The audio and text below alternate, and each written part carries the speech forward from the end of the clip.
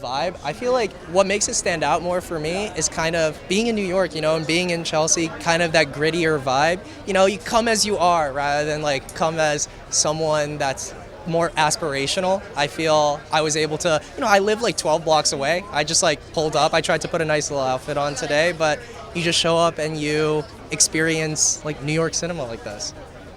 I think it's really important conversations that need to be had in the immigrant like diaspora.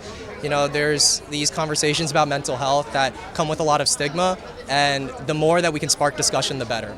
I play Stan, and Stan is like Joe's best friend. He kind of notices when things are starting to go downhill a bit, and he tries to steer things and get things back on the right track and tries to help the family out. Whether or not he's successful, I'll leave to you guys to watch the film and find out.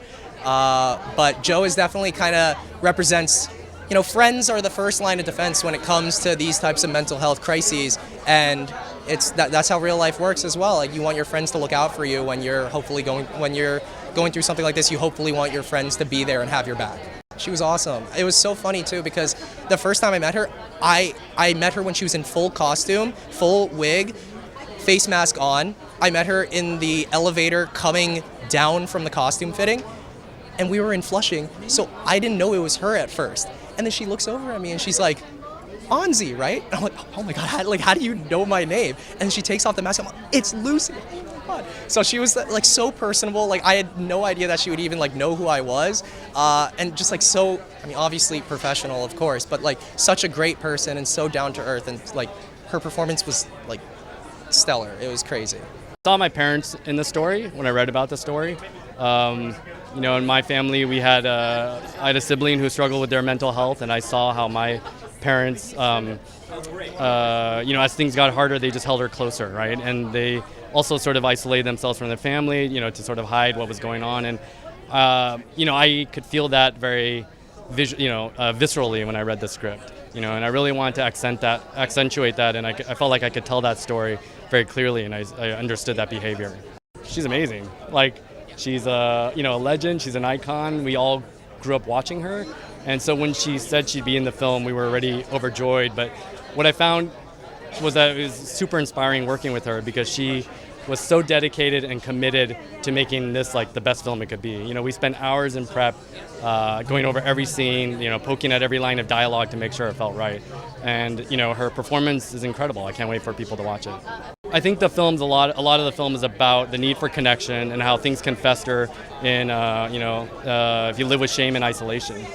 So we hope the story really opens doors and makes people willing to talk and empathize and see past the headline.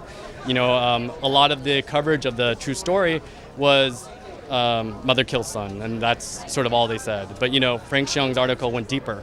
It really showed their world and the context, and I hope this film does the same, that people don't just stop at the headline and look deeper. It feels amazing. It feels like a homecoming. I'm usually a cinematographer. This is my first feature as a director. So I've had a few films that I've DP'd premiere at Tribeca. So I love independent film. I've worked on it a lot of my career, and so I'm so excited to be able to premiere here. Well, it's an iconic piece of, I think, New York history at this point. I know Bob De Niro is such an iconic actor and role model with his films. And just I think the prestige of the quality of films that the festival attracts, it's just always been top notch. This year, man, 2025 vibes.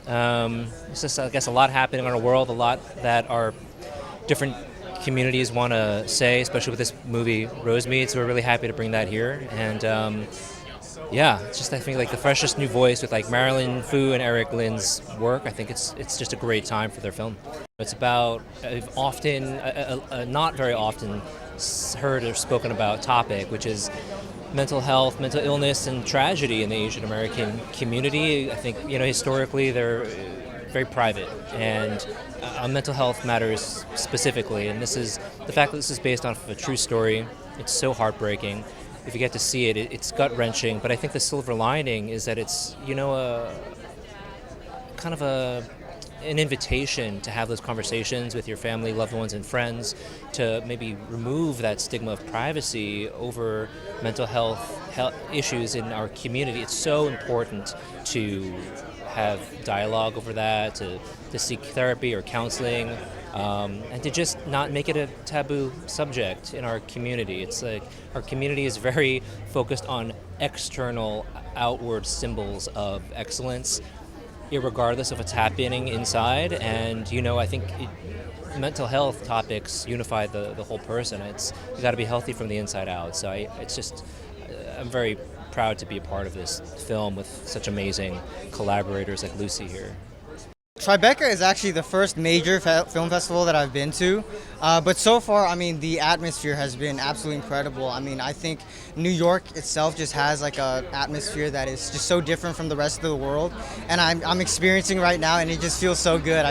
I'm taking it all in. I think the story is one that is very unique. I think it's very heavy, but at the same time, I think it's very passionate. I think there's a lot of messages and a lot of themes in this movie. And what really drew me is myself being an Asian American and also having this message of mental health.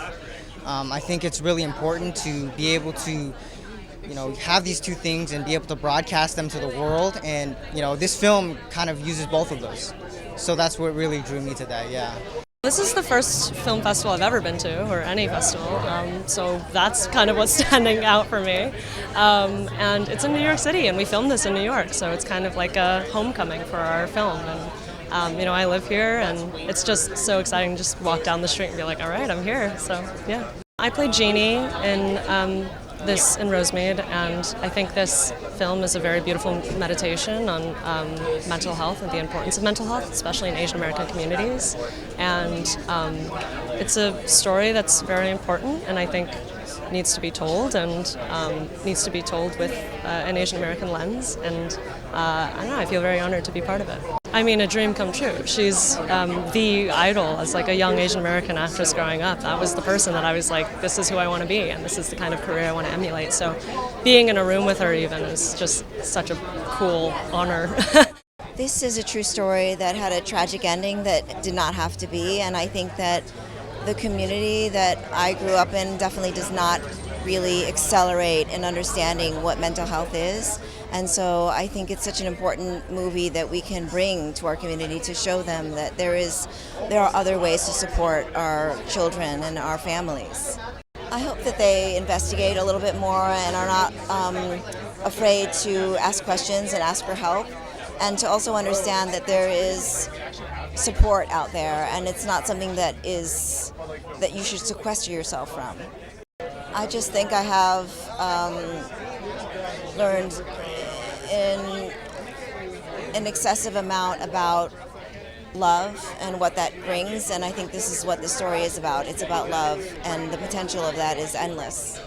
Tribeca is such a wonderful organization in terms of how they support women and BIPOC communities, and they are not afraid to raise that platform and continue that platform and partner with other people like Chanel to understand that it's something that we need. 15% of women are directors in the business, and that's a very small percentage. It should be bigger.